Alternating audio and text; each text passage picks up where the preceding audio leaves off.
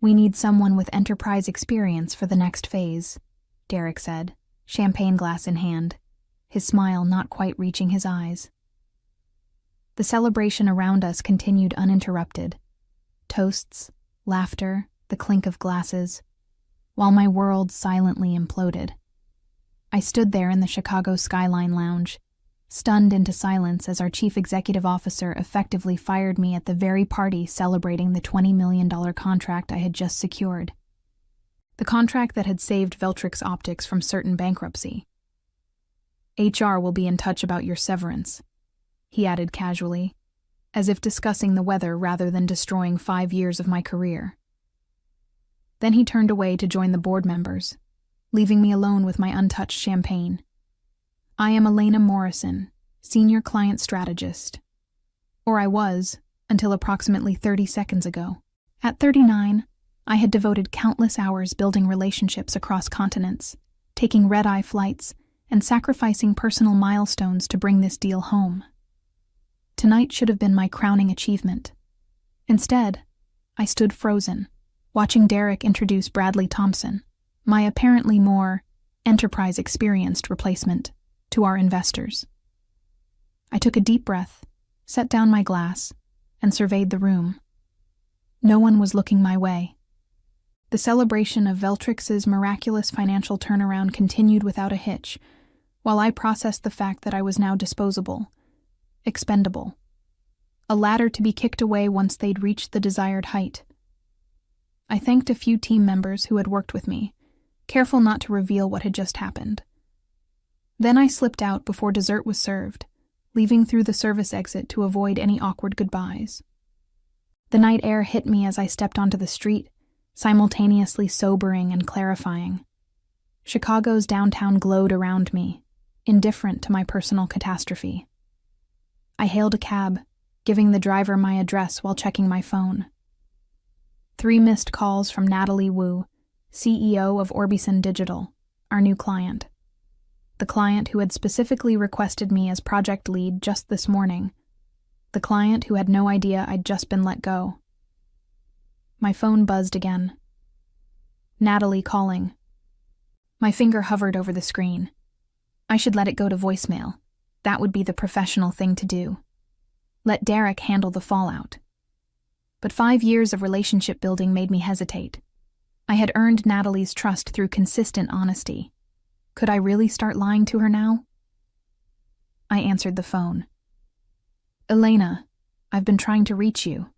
Just wanted to say congratulations again on the contract." Natalie's voice was warm, excited. A warning flashed in my mind. There was something I didn't know yet. Something important that was about to unfold. I felt it in my bones. I've always been a strategist by nature, even before it became my job title. Growing up in a family of 8 children taught me to plan ahead, anticipate needs, and recognize which battles were worth fighting. When my mother got sick, I was the one who created the care schedule, researched treatment options, and explained complex medical terms to my siblings. When she passed, I handled the arrangements while my father retreated into grief. I was 17. Those early lessons in crisis management served me well throughout my career. I rose quickly at Veltrix Optics, from marketing coordinator to client liaison to senior client strategist in just 7 years. I had a particular talent for understanding what clients needed, often before they knew themselves. That's how the Orbison Digital relationship began. 5 years ago, they were a promising startup with innovative technology but limited resources. I recognized their potential when others saw only risk. I convinced Derek to offer them favorable terms when everyone advised against it. "They're too small," the board had said. "Not worth the investment." But I saw Natalie's vision. I believed in her leadership. Most importantly, I recognized that we could grow together. Veltrix providing the specialized optical components her technology required, and Orbison pushing us to innovate beyond our comfort zone. For 5 years, I nurtured that relationship. I stayed up for 2 a.m. calls when Natalie was in Asia. I traveled to their offices monthly. I learned their business thoroughly enough to anticipate their needs. I protected them from Veltrix's occasional corporate heavy-handedness. When Orbison's breakthrough came, a revolutionary new augmented reality system requiring custom optics, I was the one who structured the massive deal that would benefit both companies. A $20 million contract that arrived just as Veltrix was facing a critical cash shortage following a failed product launch and manufacturing issues. My deal had saved the company, and my reward was termination. "Elena, are you still there?" Natalie's voice pulled me back to the present. "Yes, sorry," I replied, my mind racing. "Just stepped outside for some air. I wanted to tell you how excited our team is to have you leading this project. Your understanding of both the technical and business sides is why my board approved such a large commitment." My heart sank. Natalie had no idea what had just happened, and apparently Derek hadn't bothered to inform her about my replacement. "That's very kind," I managed, buying time as I weighed my options. "Actually, I just emailed the detailed requirements document to your team, with you copied. We're ready to move fast." I needed to make a decision, right now. Should I tell her the truth? Let Derek handle it? Or was there another option, one that might serve justice while protecting my future? "Natalie, there's something you should know," I began, stepping out of the taxi at my apartment building. "The celebration tonight wasn't just about the contract. There were some organizational changes announced as well." A pause. "What kind of changes?" I leaned against the stone facade of my building, gathering courage. "Derek has decided to replace me as lead on the Orbison project. They're bringing in someone with more enterprise experience." His words. The silence on the other end stretched for several seconds. "That's unacceptable," Natalie finally said, her voice hardening. "We signed this contract with the explicit understanding that you would be leading the implementation. Your expertise and understanding of our technology is irreplaceable." I closed my eyes, relief and vindication washing over me. "Thank you for saying that." "I'm not just saying it. I mean it. This changes everything."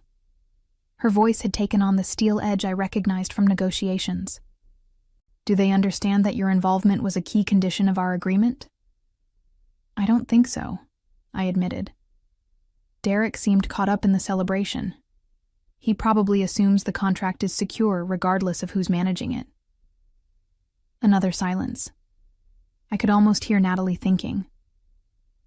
"Elena, I need to make some calls. Can we talk again first thing tomorrow?"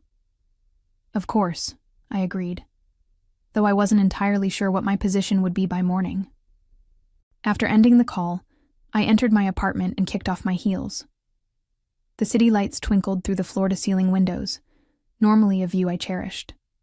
Tonight, they seemed to mock my sudden professional freefall. I opened my laptop and began drafting 3 separate emails. One to Derek outlining my accomplishments and questioning the timing of this decision. One to Human Resources requesting formal documentation of my termination. And one to my network announcing my sudden availability for new opportunities. But I didn't send any of them. Not yet. Instead, I opened a bottle of wine and began reviewing the detailed project requirements Natalie had mentioned. The document was extensive. Hundreds of pages of technical specifications, timelines, and dependencies. I was one of perhaps 5 people at Veltrix who could truly understand its complexity. Bradley Thompson, my replacement, certainly wasn't one of them. My phone buzzed with a text from my colleague Olivia. "What happened? You disappeared from the party. Everything okay?" I stared at the message, considering how much to reveal. Olivia was trustworthy, but she also reported to Derek. Before I could decide, another text arrived. "Derek's been acting strange since you left. The board members pulled him aside. Something's happening." A cold smile formed on my lips. Natalie worked fast. Then came a third message that confirmed my suspicions. "Board is in emergency session in the conference room." Derek looks panicked. "What did you do?" I set my phone down without replying and took a sip of wine. The board was discovering what Derek should have known all along. I wasn't just a strategist, I was the relationship. And relationships once broken aren't easily fixed. For the first time since hearing Derek's dismissive words, I felt my confidence returning. The setback still stung, but now I sensed an opportunity forming, one that would either reinstate me with enhanced authority or catapult me to something better. Either way, Derek's champagne would soon taste very bitter indeed. Morning arrived with a vengeance. My phone vibrated itself nearly off the nightstand. 17 missed calls, 32 text messages, and 47 emails. Most were from Veltrix board members, executives, and the Human Resources Department. I ignored them all, focusing instead on my coffee and the email that had arrived at 6:07 a.m. from Natalie. "Elena, I've made my position clear to the Veltrix board. Call me when you're ready to discuss next steps." I smiled into my coffee cup. Veltrix's desperation was palpable, but I wasn't ready to engage yet. Let them stew in the consequences of Derek's impulsive decision. At precisely 9 a.m., my doorbell rang. I opened it to find Jacob Wells, chairman of the Veltrix board, looking harried in an expensive suit. "May I come in?" he asked, his usual confidence noticeably diminished. I gestured him inside, maintaining professional courtesy despite my inner satisfaction at his obvious discomfort. "Elena, I'll get straight to the point," Jacob began once we were seated. "There's been a terrible misunderstanding regarding your position." "A misunderstanding," I repeated flatly. "Is that what we're calling it when the CEO fires someone at the celebration of their biggest achievement?" Jacob winced. "Derek was premature in his communication with you. The board had not approved any staffing changes for the Orbison project." "Interesting." I kept my expression neutral. Yet he seemed quite confident while holding his champagne glass. He overstepped, significantly. Jacob's jaw tightened momentarily. "We've spent the night in emergency sessions after receiving multiple calls from Natalie Wu. She made it extremely clear that without you, there is no contract." And there it was, the nuclear option Natalie had deployed on my behalf, my leverage. "So Derek made a unilateral decision that jeopardized a $20 million contract," I summarized. "That seems like a significant leadership failure." Jacob's expression confirmed I'd hit the mark. "The board shares your concern." "And yet you're here instead of Derek," I observed. "Why isn't he apologizing himself?" Jacob shifted uncomfortably. "Derek is addressing other aspects of this situation." Translation: Derek was fighting for his job. "What exactly are you offering, Jacob?" "Full reinstatement as senior client strategist, with a substantial retention bonus, plus leadership of the Orbison implementation team, reporting directly to the board instead of through normal management channels." The offer was impressive, but incomplete. "And Bradley Thompson?" Jacob grimaced. "He'll be reassigned to another department." I took a slow sip of coffee, letting silence fill the space between us. Jacob began to fidget, a tell I'd observed in board meetings when he was anxious. "I'll need time to consider," I finally said. "Time is something we don't have," Jacob responded, his voice tightening. "Natalie has given us until noon to confirm your participation, or they begin reviewing their legal options for withdrawing." I raised an eyebrow. "So you need my answer in—" I checked my watch. 3 hours? "Ideally sooner." I stood up, signaling our conversation was ending. "I'll call you before noon." As I closed the door behind a clearly unsatisfied Jacob, my phone buzzed with a text from Olivia. "Derek cleaning out office. Board forcing resignation." Followed quickly by, "Confirmed. Derek out. Jacob acting as interim CEO." This changed everything. The board had moved even faster than I anticipated, eliminating the immediate problem of working with Derek after his betrayal. Their decisive actions suggested genuine remorse, or at least genuine fear of losing Orbison's contract. But as I stared at the succession of increasingly desperate messages filling my phone, another message arrived. This one from a number I didn't recognize. "Ms. Morrison, I'm Thomas Blackwood, CEO of Crystalfin Audio. We should talk about your future. Lunch today? I believe we can offer something far more valuable than damage control. I felt a slow smile spread across my face. Now I had options. The restaurant Thomas Blackwood had chosen was discreet and elegant, a small Italian place in Chicago's financial district, where privacy was part of the premium pricing. As I was led to his table, I assessed the man who might represent my future. Thomas rose to greet me. Tall, around 50, with the confident bearing of someone accustomed to getting what he wanted. Crystalfin Audio was Veltrix's most formidable competitor, specializing in acoustic optical technologies that complemented many of the same markets. Elena Morrison, he said, extending his hand. Your reputation precedes you. Thank you for making time on such short notice. We exchanged pleasantries as the waiter brought water and took drink orders. Once we were alone again, Thomas leaned forward. I'll be direct. We've been watching your work with Orbison Digital for some time. The contract you secured is impressive, not just for its value, but for the strategic positioning it creates. I nodded, curious where this was heading. Veltrix doesn't deserve you, he continued. What Derek did was unconscionable, and the board's scrambling doesn't erase it. You seem well informed about Veltrix's internal matters, I observed. Thomas smiled. Chicago's technology circle is small, and news travels fast, especially news involving $20 million contracts and CEOs being ousted. My phone vibrated in my purse, likely Jacob, growing increasingly desperate as noon approached. I ignored it. What exactly are you proposing? I asked. Executive Vice President of Strategic Partnerships at Crystalfin. Double your current salary, significant equity, and a seat on our executive committee. The offer was stunning, far beyond what I had expected. That's very generous. It's not generosity, it's strategy, Thomas corrected. We want the relationship you've built with Orbison. We want your ability to structure complex deals. Most importantly, we want to deny these assets to Veltrix. There it was, the real motivation. Hiring me would be both an acquisition and a strategic blow to their competitor. And if Orbison doesn't follow me to Crystalfin? I asked, testing his commitment.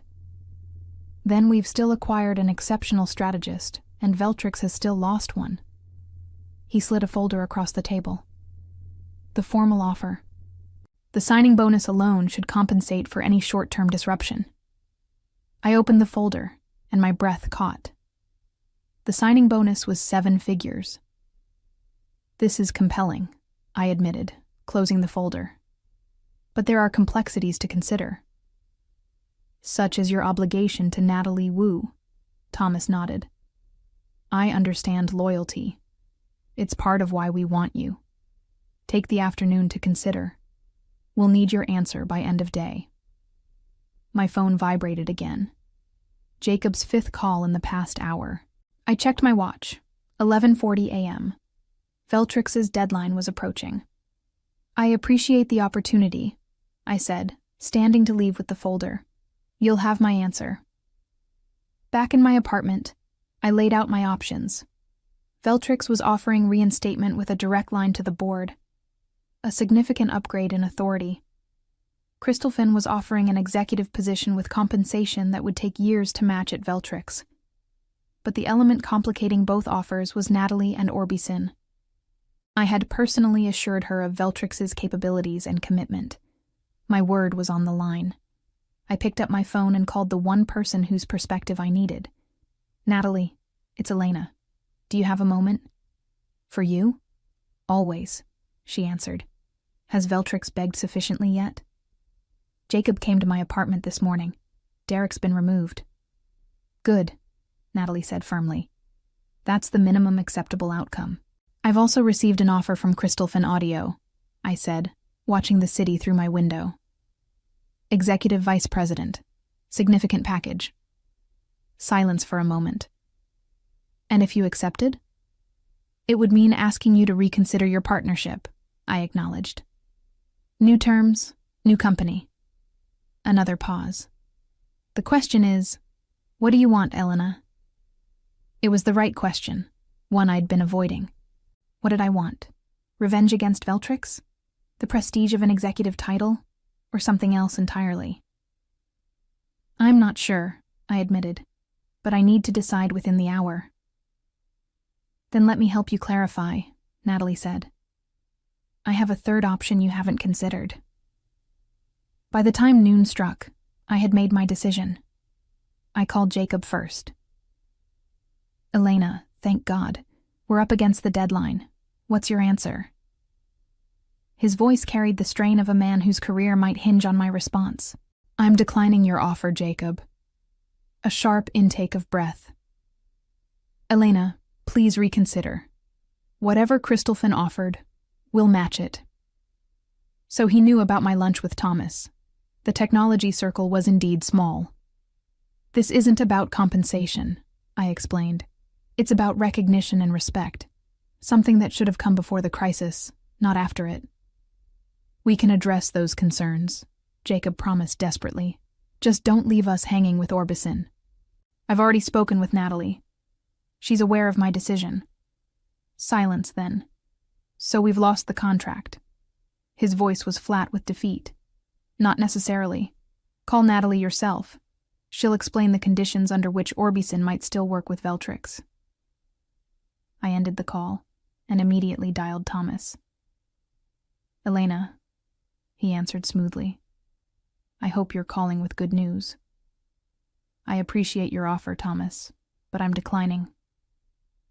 Unlike Jacob, Thomas didn't immediately protest. May I ask why?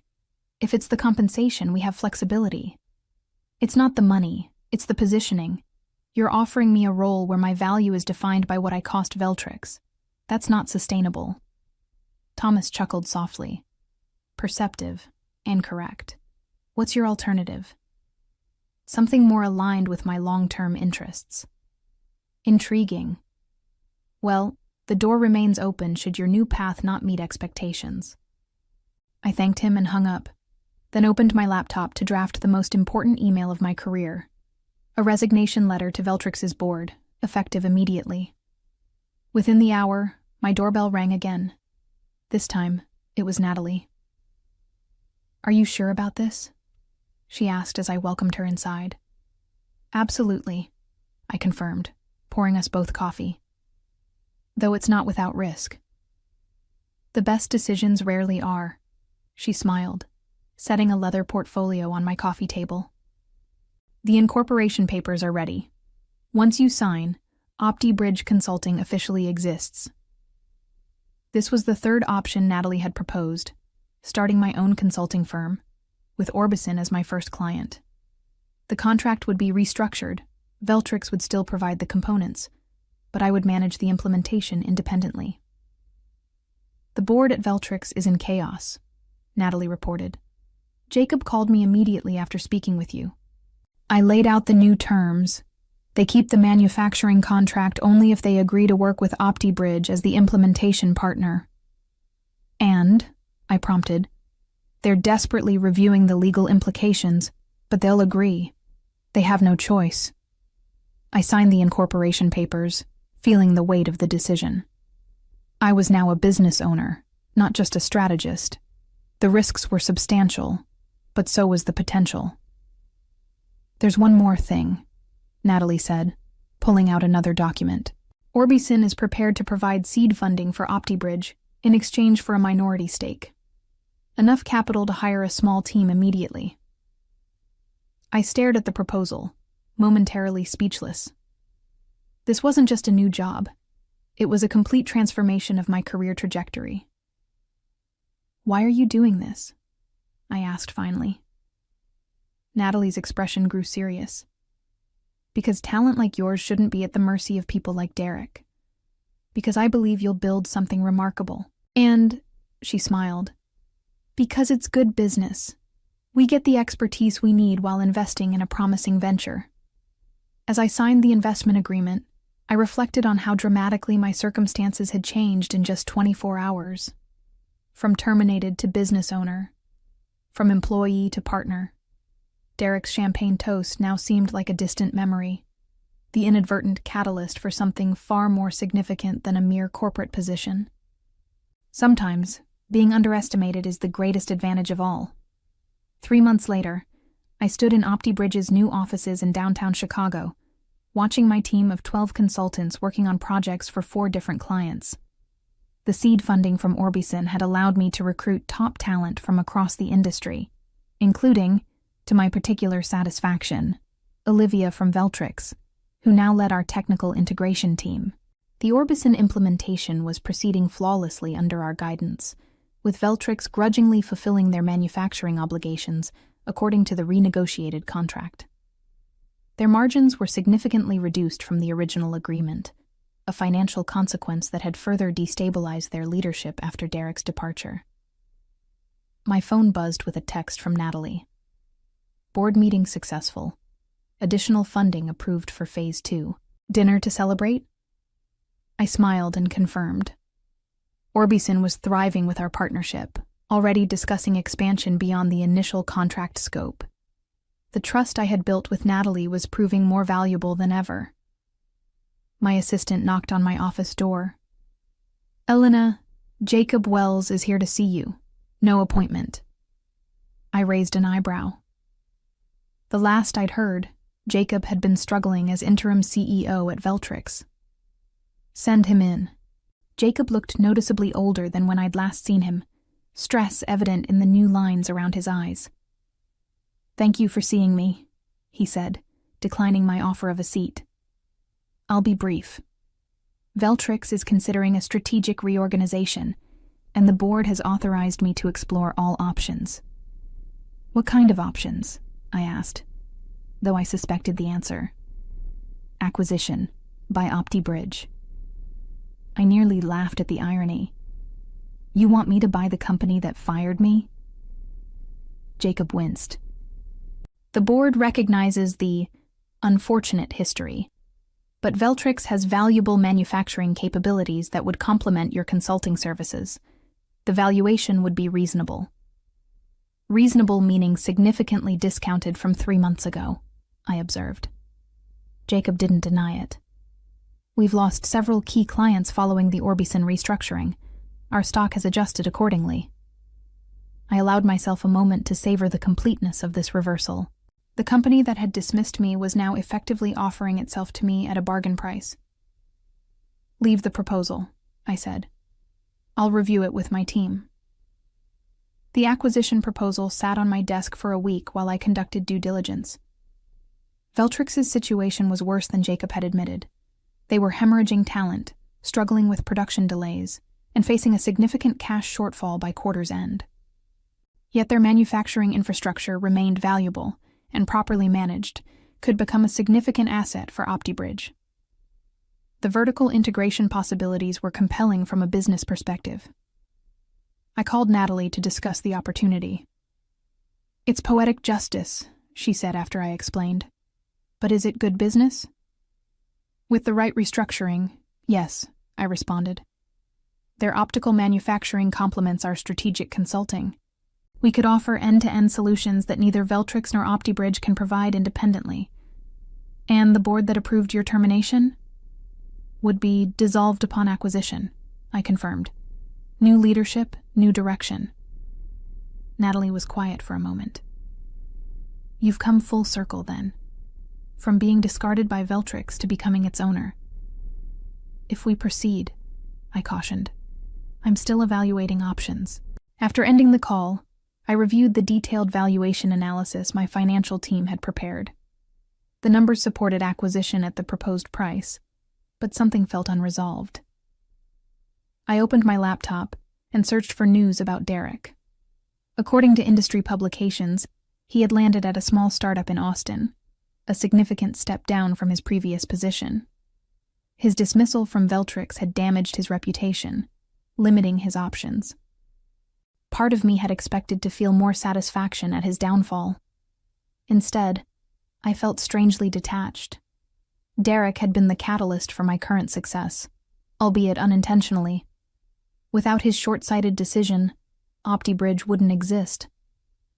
I closed the search and turned back to the acquisition proposal. The revenge narrative no longer seemed relevant. This wasn't about getting back at Veltrix or Derek. It was about building something meaningful from an unexpected opportunity.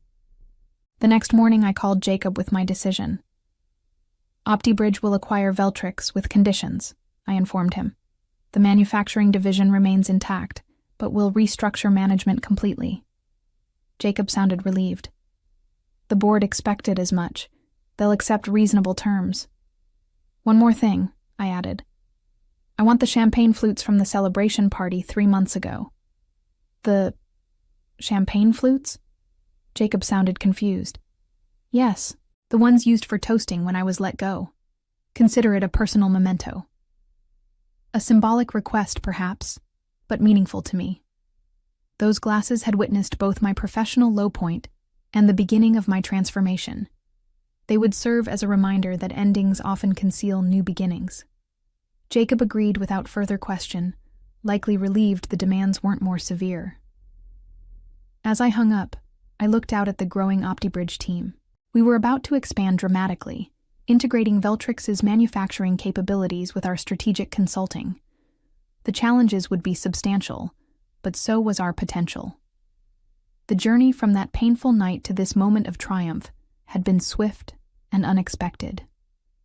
Derek's dismissive words, "We need someone with enterprise experience," now seemed laughably myopic. I had built an enterprise from scratch in just 3 months, one that was now powerful enough to acquire his former company. Sometimes the most satisfying revenge isn't about getting even. It's about moving forward so decisively that the past becomes irrelevant. As I watched my team, I realized I no longer needed Veltrix's champagne glasses to remind me of how far I'd come. I was writing a new story now, one that no longer featured Derek as the villain.